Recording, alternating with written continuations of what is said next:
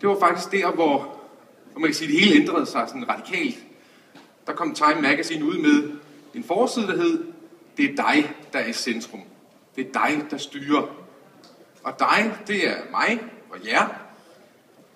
Det er jer, når I er BTB'ere, og det er jer selv, når I er BTC'ere. Det er simpelthen kunden, der er i centrum. Og årsagen til, det er sådan, det er simpelthen teknologi. Altså, vi er blevet vendet til, at vi kan stille krav. Vi er blevet vendet til, at vi kan få information. Vi kan få information om alt, stort set. Vi kan researche os selv til døde omkring produkter. Vi er faktisk klogere end forhandleren nogle gange, fordi vi kan sidde og gå virkelig i dybden med et produkt.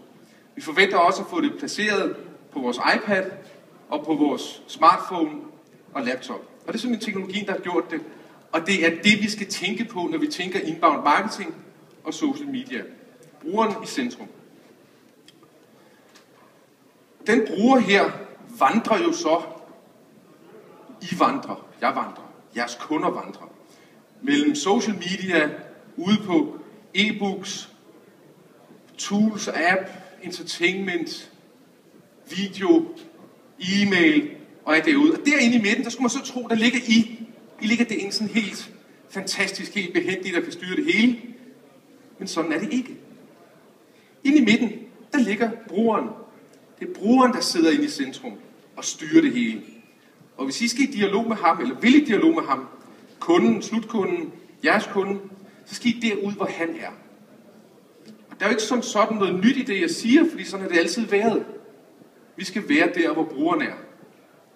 Det, der er det nye, det er de nye kanaler, vi skal være i.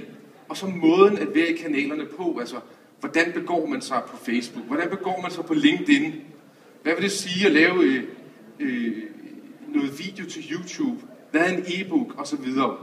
Men det er alle de elementer, altså være ude i de kanaler, det er det, der gør, at man kan lave inbound marketing. Og inbound marketing, kort fortalt, det er gratis trafik. Det er at markedsføre sig selv gratis. Men det koster tid.